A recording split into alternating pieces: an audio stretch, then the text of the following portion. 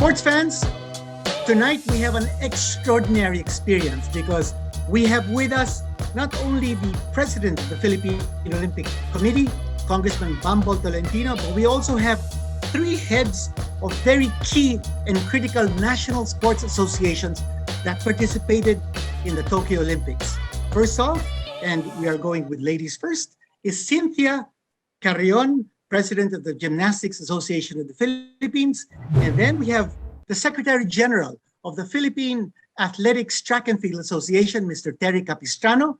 And last, certainly not the least, the man of the hour, the president of ABAP, our boxing federation. And if you were to look at how many medals the Philippines has collected since 1924, out of 14 total medals, 8 came from the sport that this gentleman represents, Mr. Ricky Vargas. And Dyan, what an opportunity for us to be able to speak with all these personalities. Fantastic. Well, you know, Quinito and I are still in Tokyo. Of course, Kong Bambol is still in Tokyo. Cynthia and Terry are in quarantine and Ricky Vargas is in Manila.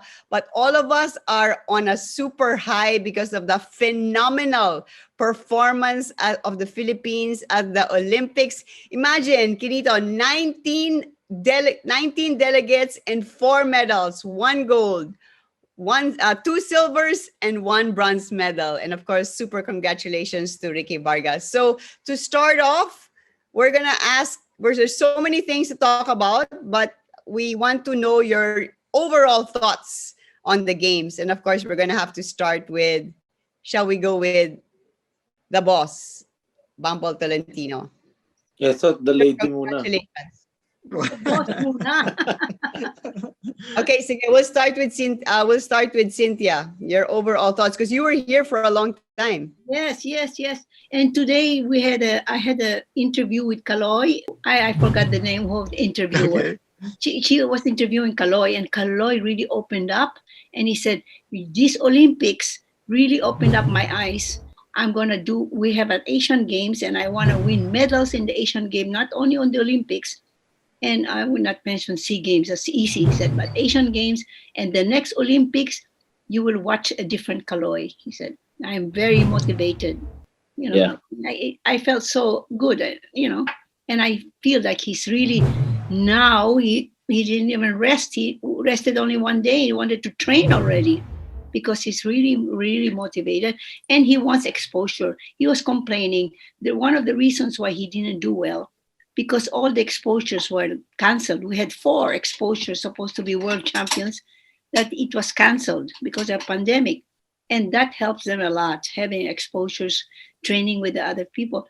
And as they didn't have it, he didn't have that inside him, the mentally not really strong. Competitive toughness.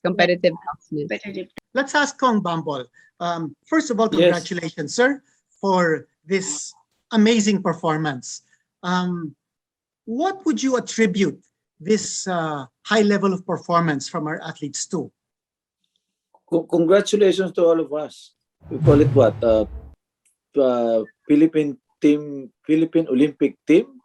Thank you. Parang mas maganda yung yung Olympic team Philippines. Yes. Of course, world class lahat ng mga athletes natin. And sinabi nga ni Cynthia, coming soon na yung Asian Games, no? So kung last Asian Games, ibahin ko lang yung indirection, no? Kung last Asian Games we had 4 medals, with these Olympians na lahat yan papasok sa Asian Games, kung nandun yung events, right? So malaki ang iba na naman yung yung expectations natin, di ba? Pati yung kay Kaloy, kay Yulo, no? Kasama rin yun. And of course sa boxers, siyempre hindi lang 4 yun na kung Asian Games, kung lahat ng except heavyweight, hindi pa natin malagyan, pero kung malalagyan natin lahat, alam ni President Ricky yan kung malalagyan lahat. So nandiyan na well, sana hindi ko lang alam kung ay bang papatakbo nun So we expect more. Then all of this Olympians ngayon 2020, yung mga kaya pa sa age nila and continuous training, lahat yan magko-qualify ulit for 2024.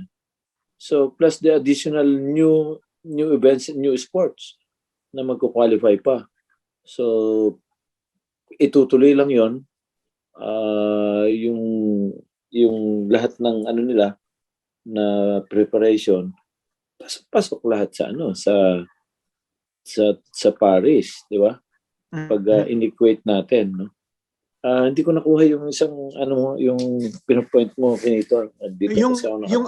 What you attributed to. Alam po namin that ever since you came into the POC, tuloy-tuloy, sunod-sunod po yung mga achievements sa Philippine sports. Yung sa SEA Games, tapos ngayon, dito sa Olympics, everybody's talking about your golden magic touch. Totoo ba yun? Mahirap sabihin yung mga sikreto, ilabas yung baraha eh. So, baka mawala ng visa pag nilabas natin yung baraha. Okay. Pero una sa lahat, of course, we thank God, di ba? It's the divine grace, no? So, yun na lang muna. Yung ibang secret formula natin, alases, sa amin na lang ni Tito Ricky yun para hindi muna mausog. Kasi nahaba pa eh. May Asian Games pa tayo. Well, mahirap sabihin na kaya natin ng SEA Games. Depende sa host yan kung anong technique ang gagawin nila. So, mahirap din mag-ano sa SEA Games kahit sobrang. Yun na nga yung sinasabi ko dati pa eh. Before Olympics, sabi ko mataas pang moral ng mga atleta natin, ng mga NSAs natin. Mataas pa yung moral after that SEA Games. Diba? Yeah. Nakat lang nung pandemic. So mataas pa rin, nandiyan pa rin. Tsaka hindi natin pinabayaan. Kung lumungkot man sila na wala ng allowance, binalik ulit natin. Kung ano man yung kulang, dinadagdagan natin. Dinadagdagan ng mga private. So, andun pa rin eh. Kaya, ayan, mataas pa rin moral. Ayan na yung resulta niya. So, next year, halos Asian Games na next year. Hangzhou. Asian Games po. In July. Southeast Asian Games pa rin. Meron Southeast Asian Games, kung hindi man matuloy, preparation din yan ng Cambodia Southeast Asian Games. Hindi na nila papalitan yun February 2023. So, ang lapit na rin nun. Pagkatapos ng IMAG at saka ng Asian Games, paggising mo, SEA Games na February. Ganun kabilis. So, after ng SEA Games ng 2022, we're now counting for 2 years, Paris na. 2023. Yeah. So, mabilis talaga yan. Yeah. Wait a minute. So yung Asian Games is in July, Kong, in China? Asian Games? Of next year. Of next year, yeah. Of next year. It's either August or September. Yes. Well, before we talk about the Asian Games and the SEA Games, let's ask Sir Ricky Vargas. Sir, super congratulations. How do you feel about the incredible performance of the boxers delivering 3 medals here at the Tokyo Olympics? Thank you, Dyan. Let me share with you my experience from the Philippines and try to answer the question of Quinito in watching the games from the Philippines. The team, the POC team in Tokyo, they were crucial and they were key. They made our athlete very comfortable. They looked into everything that our athlete needed, but more than look, they could project and they give schedules to our athlete on how to move and where to go and what to do, including our officials. No, so that team is headed by our POC president, of course, and we thank him very much. May Midas touch yan na Dyan at Quinito. Oo, sabi ko nga kanina golden magic touch. Sabi niya, example. Meron lang, konti lang. Sa Southeast Asian, natuto na ako sa kanya kung ano yung Midas stat niya, pero sikreto nga lang, but he can predict. He can predict the outcome of the games. And this Olympics, I think he did very well in looking after our boxers. Now, for ABAP itself, Quinito, I was texting the president almost before every fight and asking him, please be there, please watch over our boxers, and also watch over our coaches and watch over our team. And I'd like to thank him for that. No, he was there, and I think his fighting spirit rubbed on our boxers. It's a long journey, Dyan, on your question on ABAP. I think partly it started with grassroots. You must remember all these four athletes were part of grassroots, and they stayed with us for about 10 years, and they won many medals, Southeast Asian, and World Championship, and the goal was really the Olympics. I wanted to win a medal, but we did not know that we could win multiple medals, and I thank God for that. Our boxers were focused, and I'd like to say something about Ed Picson. No, I think he carried this team all through 10 years. He was in the arena, he was in the Coliseum, he was the one, he was the face of the boxers, and he also saw to it that the boxers had everything they needed. And the change in perspective, the change in style in the Olympics was caught 2 years ago uh, or more when we got in Coach Don. So it's a whole community. The dawn of new sports is here. Kasi dati pag umuwi tayo galing ng sports, nako, ang daming negatives natin na maririnig, hindi ba? Ngayon, may modelo na. There is already a model. And this model works. And we can talk about more about this model. And this model with the POC, the PSC, and the private sector together, building one team, is really the model that we should follow moving forward. Two parts, grassroots and elite. I think grassroots will deepen our bench and continue our winning ways. Elite will bring us to the present. And the present is Southeast Asian Games, and the Olympics. And with leadership now in the POC this way, I think there's no way but up. But bigger challenges, right? So 4 medals this Olympics. So will we wait another 32 years to break that record? No, we'll break it in 1 year, right? Diba, Mr. President? So We'll break it in the next Olympic cycle. Next Olympic. It The can next be done. Olympic cycle. It can be done. It can be done. Yes. And yeah. Well, from athletics, rather from gymnastics to boxing. Now let's go to athletics. And Mr. Terry Capistran is here with us. Terry, you were with the athletics team from the start in the Tokyo Olympics. There was a little bit of a scare at the beginning because you moved the track and field team out of the Olympic Village, brought them to hotel because of a pandemic scare. Can you tell us about how challenging that scare was and how you were able to motivate your team to keep the fire burning? Well, actually, they were never in the Olympic Village. They were about to go into the Olympic Village when there was a bit of a scare on the cluster that they were supposed to get to go into. A person was found to be positive, so they never went into the village because of that. They were about to, but all of this in coordination with the POC was settled, and then we decided to stay outside the Olympic Village because of this scare. Before anything else, before I continue, let me thank the Philippine Olympic Committee, its president, Congressman Bambol Tolentino. Exactly what Ricky said. They took care of a lot of things under very, very, very challenging circumstances. Yes. This is one Olympics. I don't think any country had any recipe or a template on how to do things, including the host.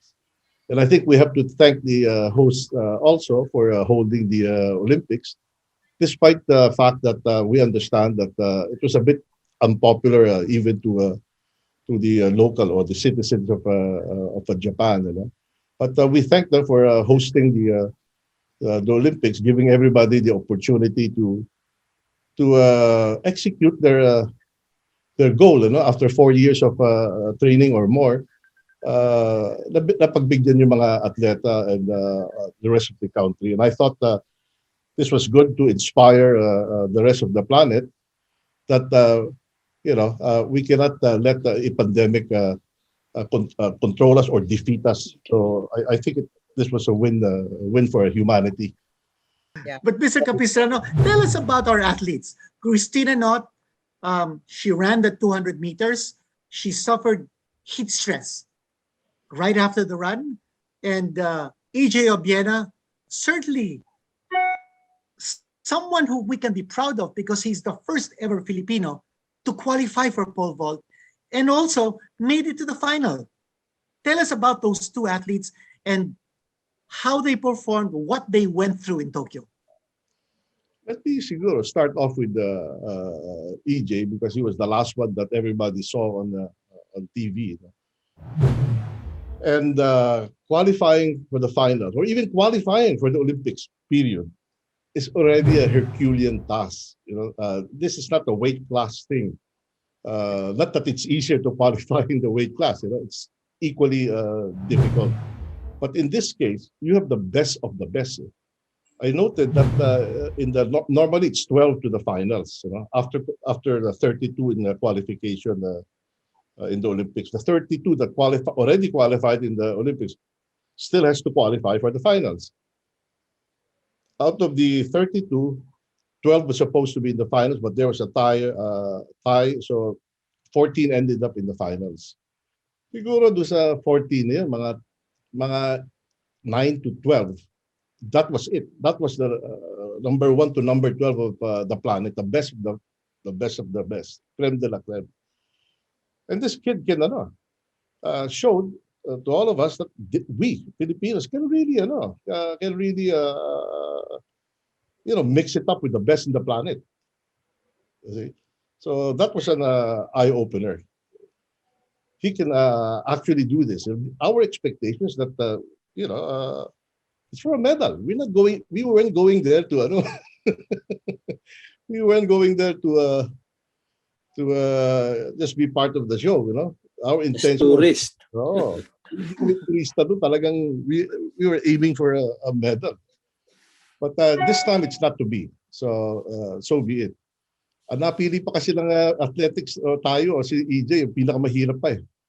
In terms of logistics, etc. Pinakamahirap na, isa sa pinakamahirap na event ito. Just the logistics of getting the poles around the planet is already a challenge. Because mahahaba ito. These are 15, 16, 16 plus feet poles, and most airlines will not accept the poles if you're carrying it with you as a passenger and as cargo. So those are the challenges involved, and these are custom made. And in the case of EJ, one of the best manufacturers of the poles is located in Las Vegas. I'm not too sure if it's Las Vegas, but it's in Nevada. So just making deliveries, getting poles to our athlete who's training in Italy, etc., etc. Eh, sinigurado nga namin baka hindi makarating yung from Italy to Tokyo. Sinigurado namin from Nevada. We ordered an extra set to Tokyo in case something happens to his poles. In the case of Christina Knott, what she was up against was almost an impossible task. You know, just the technique, just the going through the, you know, the times, you know, yung performance versus the top 12 in the planet, medyo malayo na konti.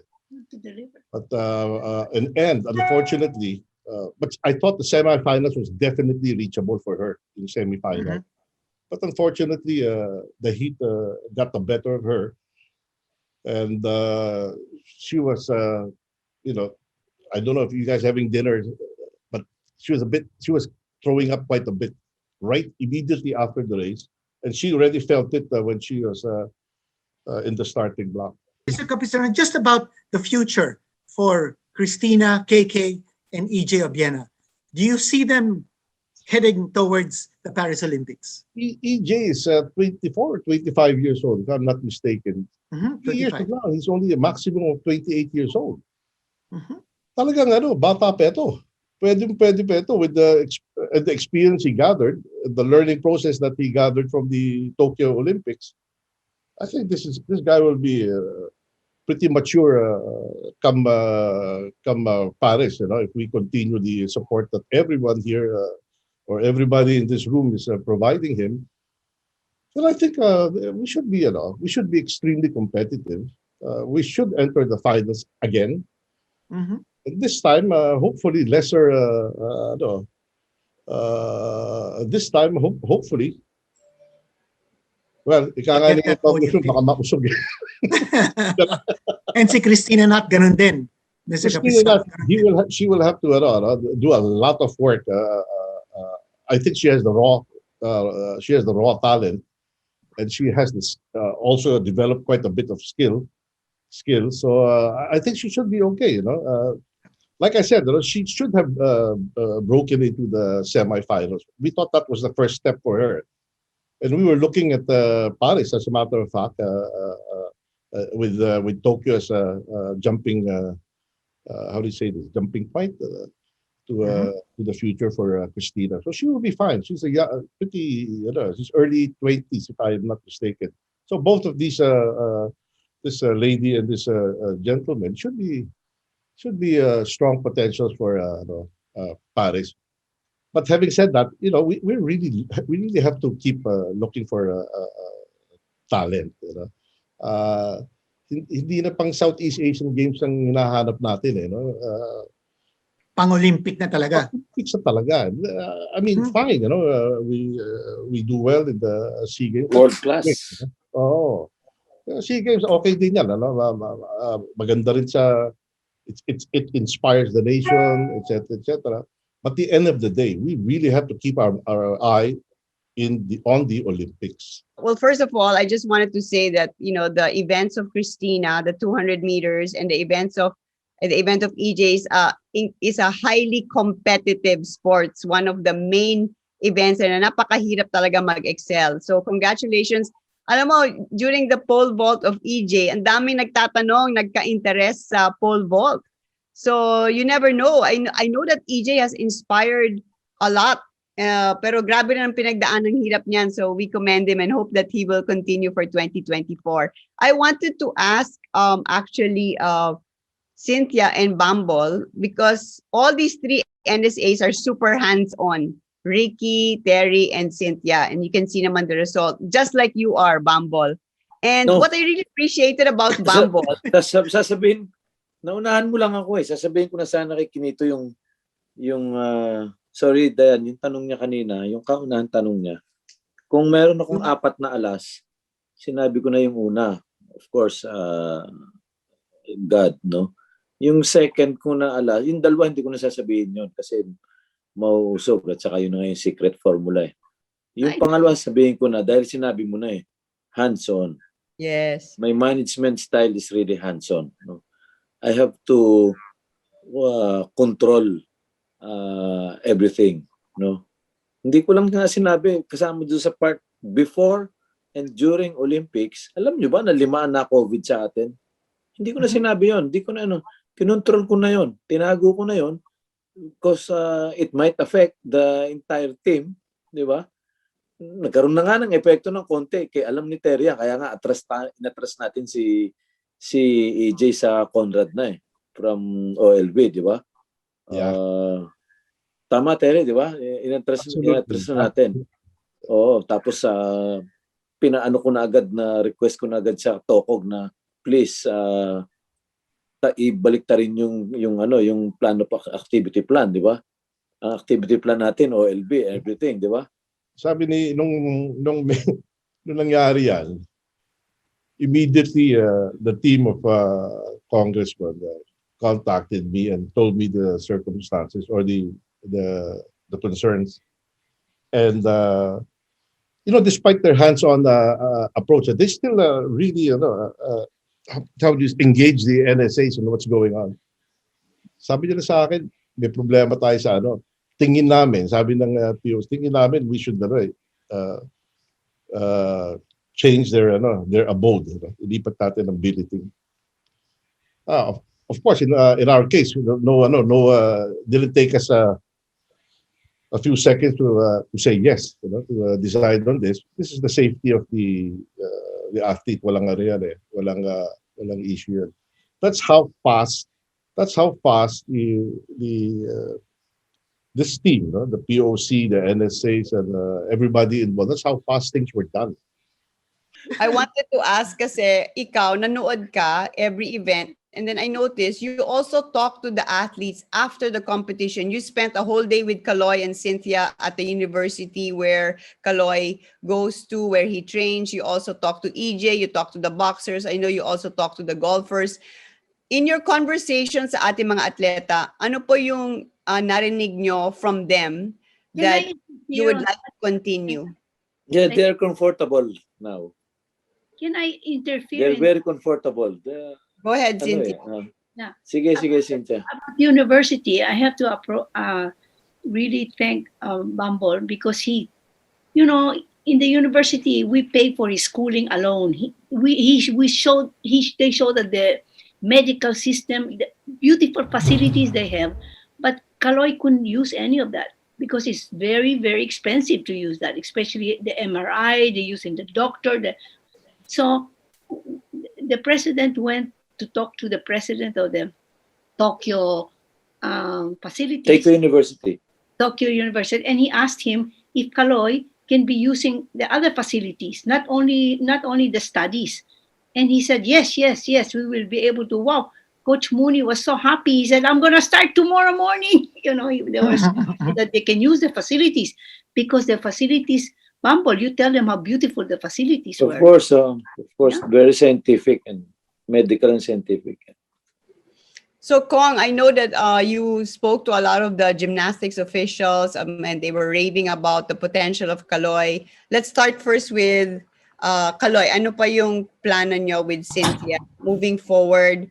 I know that Kaloy is determined to make bawi sa Asian Games and then in the next Olympics. And then you also want to have more gymnasts competing. Talking with yung sinabi mo yung tungkol sa officials, pinuntahan kami ni Mr. Watanabe, yung OIC ng boxing, ng organizing ng boxing sa men's toilet after the fight of sino ba yung isang controversial natin? Si Marcial.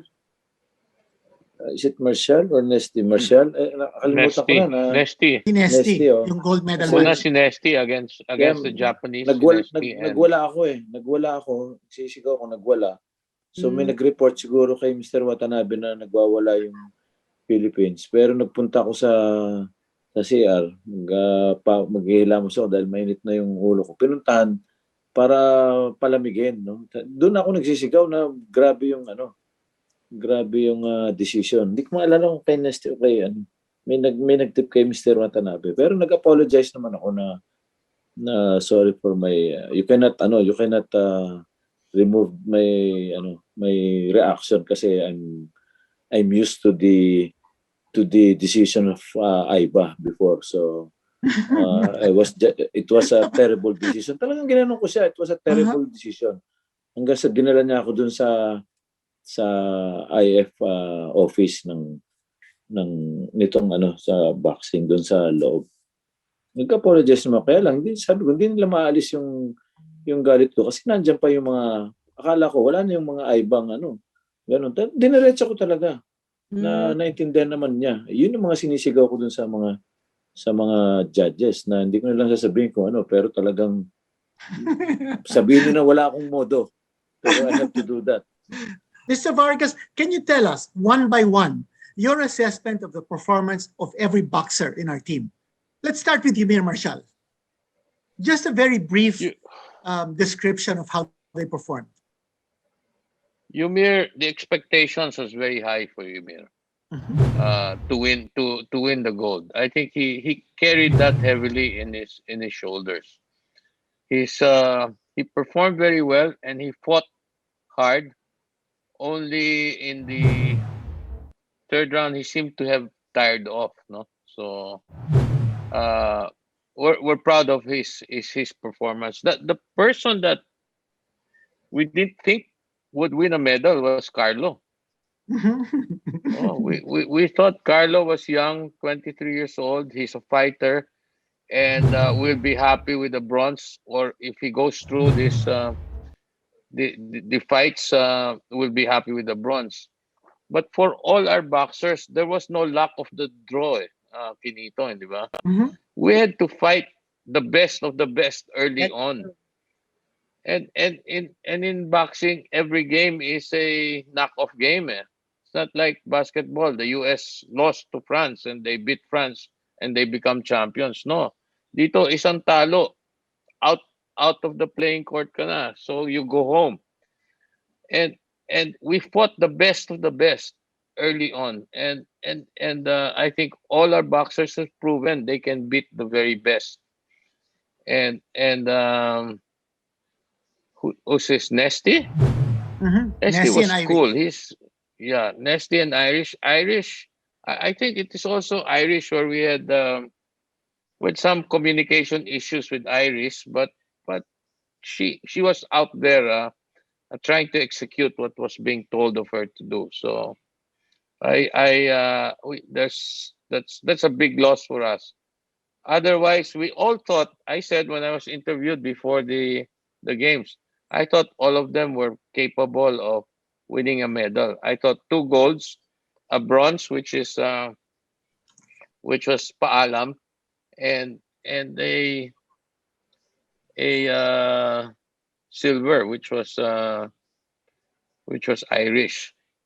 But again, it is what it is, right? So we're happy with two silvers and a bronze for a squad of 4. Maybe we can qualify more in the next Olympics. So we've been talking about the program of training that we want them to get into now, no? Kasi Quinito, it's a short runway. No, where I think when I listen to what has happened in Tokyo, there is now technology in boxing. We need to be able to adapt to that technology in measuring power, use of equipment, and form that creates form and strength.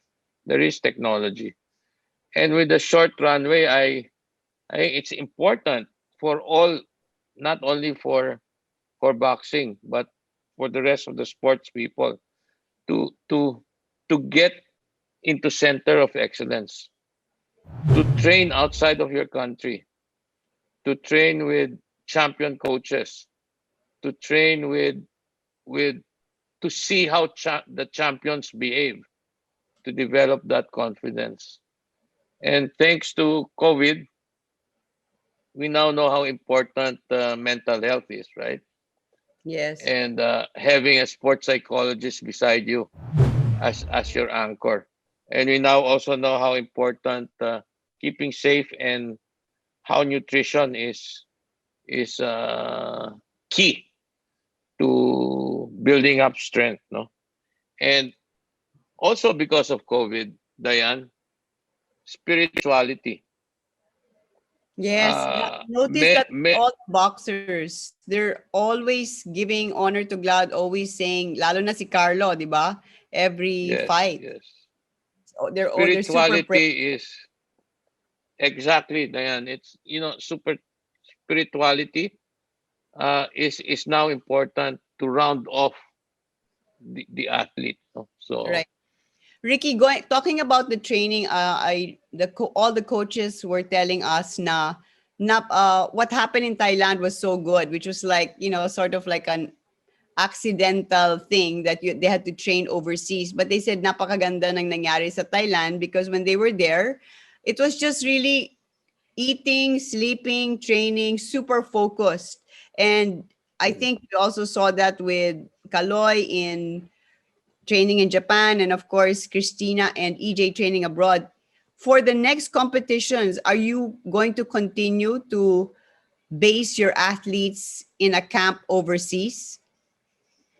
well, Thailand did not just happen by accident. The president of the Philippine Olympic Committee fought very hard to be able to send our boxers to the Thailand. Kasi pandemic tayo, hindi makaalis. Yeah. Thailand is a problem. So working with the PSC and support of our president who supported that camp, we were able to go there. The answer is yes. But will it be Thailand again? We thought of sending the boxers from Thailand to Colorado, which is the US training center. Only at that time, our boxers were saying na, wag na muna, dito lang tayo, sir. We want to fly from Thailand to Tokyo. And Tokyo was and Colorado may be a disruption in their process. But we thought about that. Maybe that is an option. Or the other option is to bring them to Europe. This is what I'm saying. They have to be in centers of excellence. Yes. Kasi we don't have the facilities, Diane. And the So sparring. if we cannot build the facilities, let's just send them to where there is center of excellence where they can become their best. Quinito, they were Until we saying wait. baka hindi na pumayag ang Thailand kasi hindi sila naka-medal sa boxing. Gusto ko nga pumunta sa Thailand para magpasalamat sa presidente ng boxing nila. But Congressman Bambol, yung pong ginastos ng gobyerno natin at yung 2 billion since 2016 for the development of sports to promote sports and train our athletes for the Olympics. Was it worth it? Is it going to be the same kind of budget for 2024? Ano sa tingin po nyo? Kulang pa yon. Kulang pa yon. Alam mo, pag nagbe-breakfast, nag-uusap kami ng ibang mga NOC dito. Baka times 3 pa yung inuubos nila sa kanila to get a gold medal. Wow. Merong hundreds of million just to get a gold medal, pero wala pa rin nangyari, no? Ang Malaysia pala 0 pa rin hanggang ngayon, di ba? I don't know that 2 billion kung kasama ang infra. Hindi naman siguro. Hindi siguro.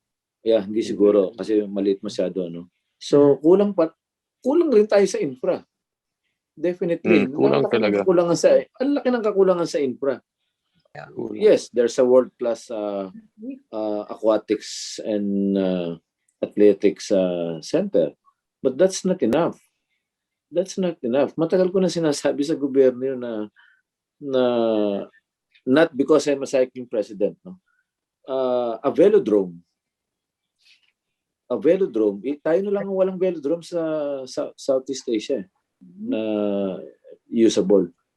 Pag merong velodrome, you can use the center of the velodrome for even gymnastics, all combat sports. 20 sports can use that, yung gitna ng velodrome. So nakatipid na ang gobyerno kung ganun. Di ba?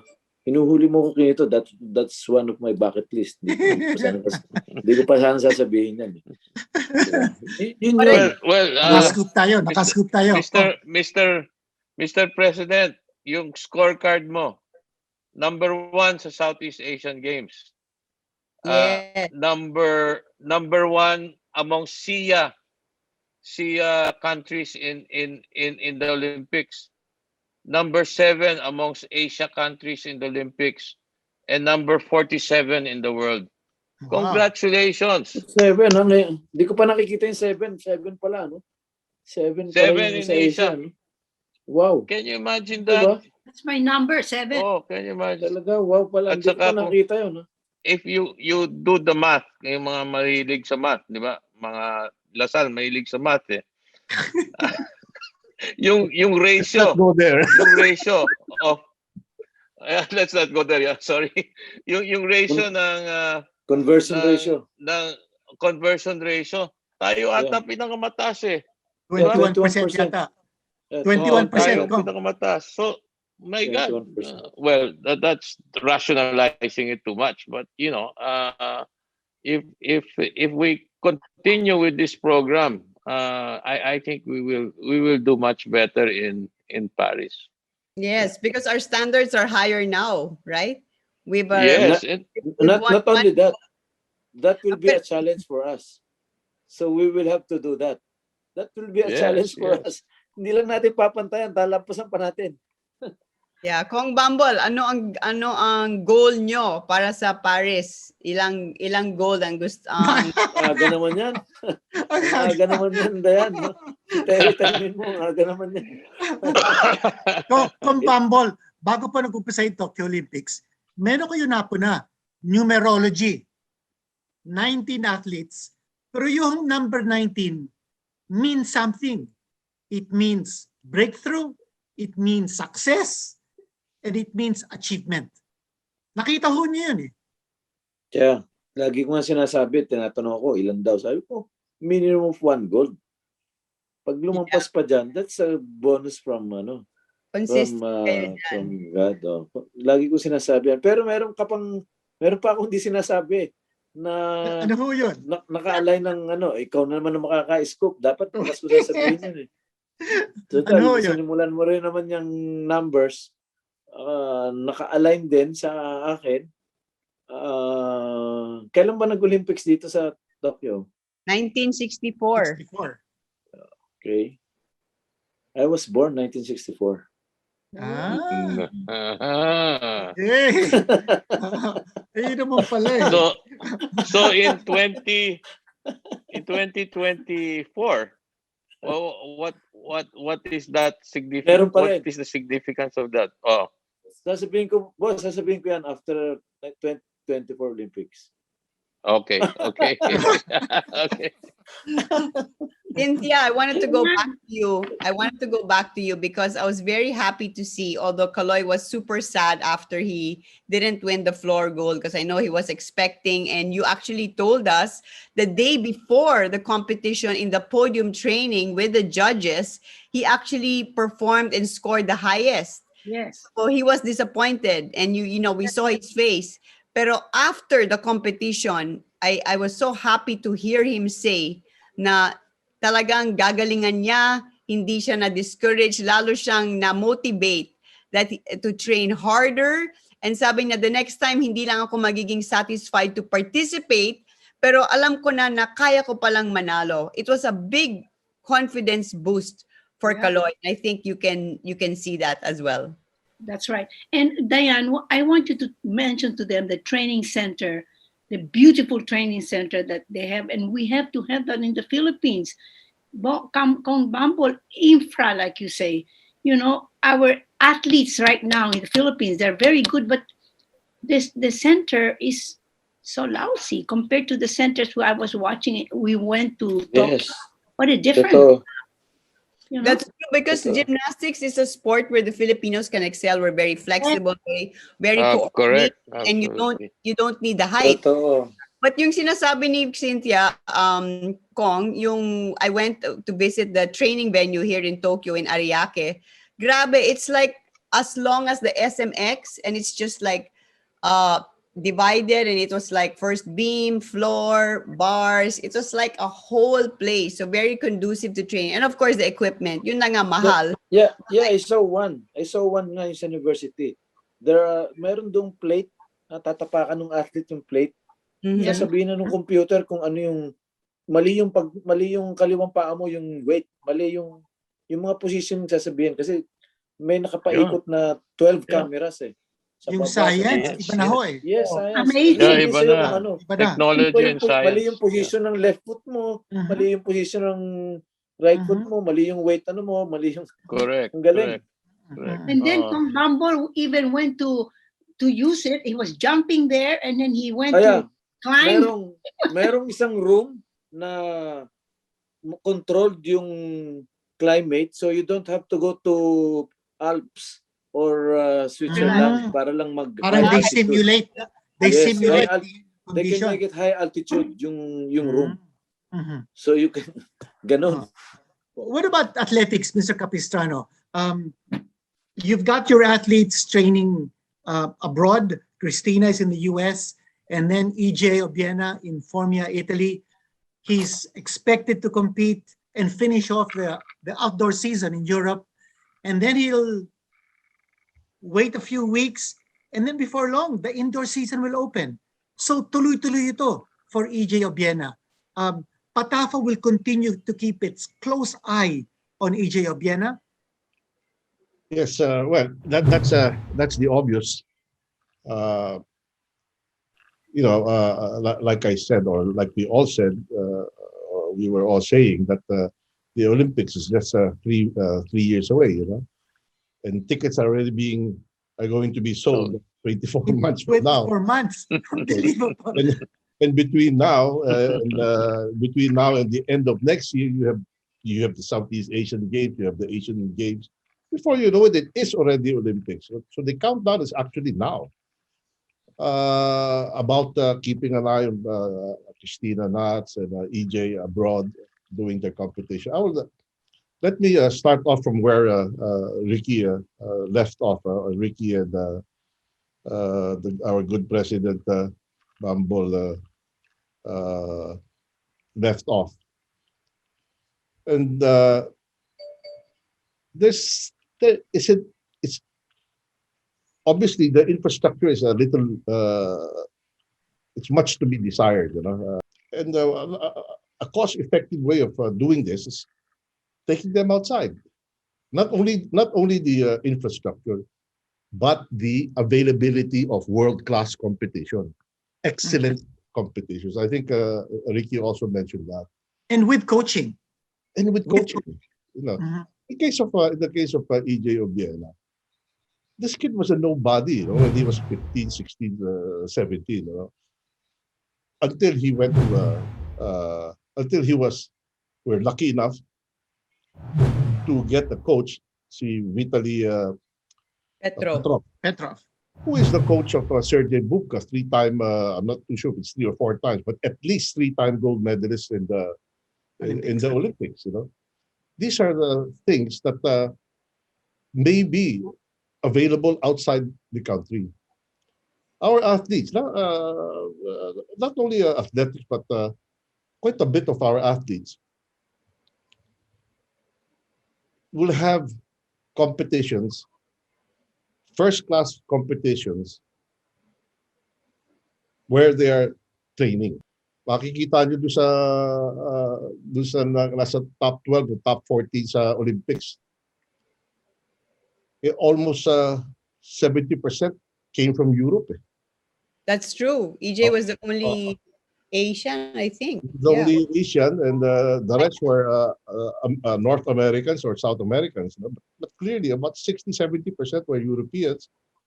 And then a handful of North Americans and 1 South American, Thiago Bras. And then one Asian, si EJ. So there you have it. The competition is available. It is available. It's not only available, but these are top-notch competition. You're competing with world-class athletes. Well, with that, ladies and gentlemen, we'd like to thank you very much for your participation, for honoring us with your presence. And before we sign off, we'd like to ask each and every one of you for your parting message. Congratulations to everyone for this amazing performance of the Philippines in the Tokyo Olympics. All I can say is Okay. I'm looking forward to all the competitions coming. Asian Games in October 2022, the SEA Games, and the Olympics 2024. I'm excited for all of that, and not only for gymnastics, for the boxers and for all the people all the Olympians.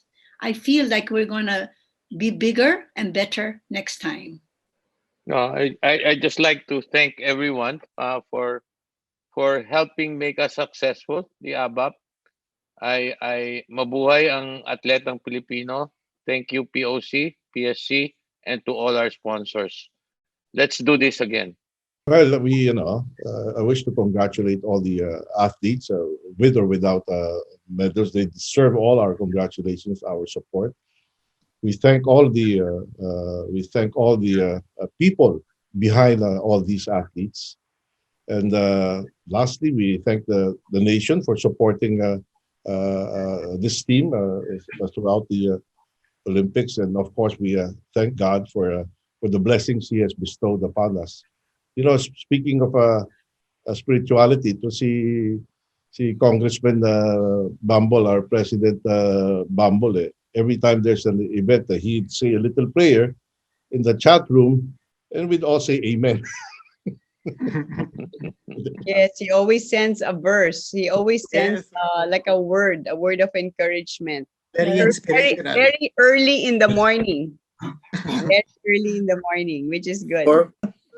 So, Kong, parting words from you. What would you like to tell the nation and our athletes? As I've said pa doon sa mga statement ko, thank you Olympic Team Philippines, because we have again reshaped history for the Philippines in this 2020 Olympics. Maraming salamat sa lahat ng NSA na naghirap dito. Of course, coaches, athletes, sa lahat ng mga prayer warriors Yes. na nandyan, with outside the Philippines at saka nasa Philippines. Marami ang mga yan. At higit sa lahat sa ating mga atleta na it's their dream to be here in Tokyo. At alam nila na wow, kayang-kaya pala. So see you in Reachable Paris star. 2024. In Paris. Yay. Congratulations again to everyone. Congratulations. Mabuhay ang atletang Pilipino. The Mabuhay. future is bright of Philippine sports. God bless. Thank you so much. Keep the passion and the fire burning for our athletes. Salamat.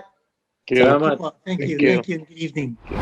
Well, I want to thank our athletes for their hard work, dedication, sacrifice, their perseverance to really push themselves to the limit, to endure all the hardship of training, just to be able to give glory and honor to the country. I think that, wow, their victories here have been such a source of inspiration, and at this much needed time where our country is really still battling the pandemic, our athletes have given all of us hope that we should continue to pursue our dreams, to continue to work hard and not give up.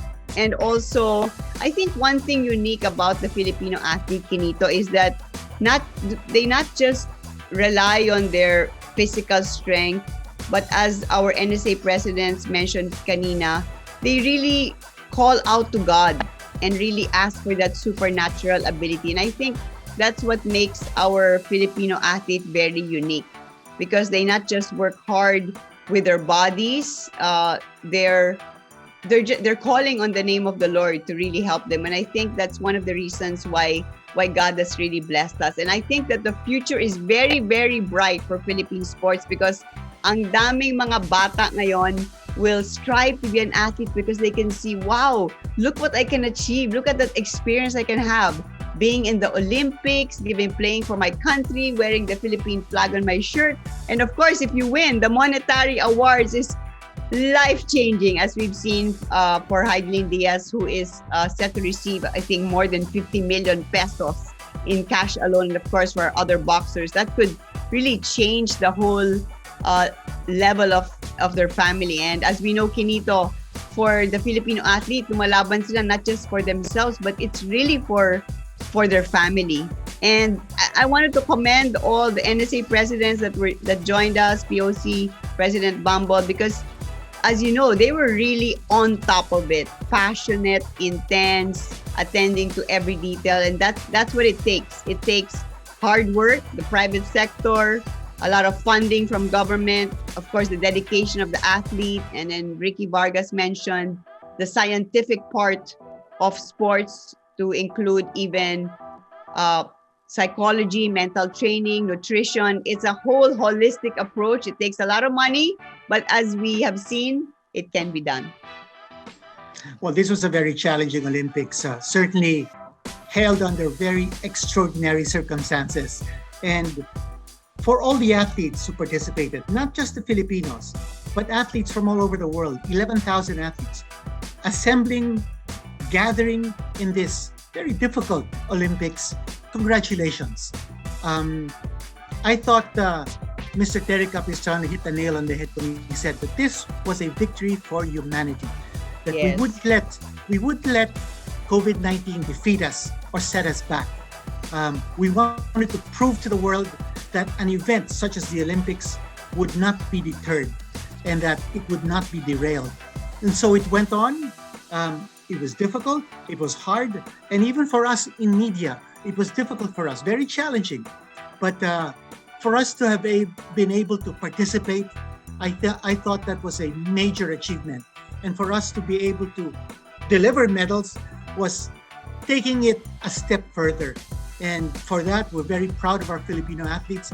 And Dyan, also very special that we were able to get these gentlemen and lady to join us in this episode. No less than the POC president himself, Congressman Bumble Tolentino, making time for us.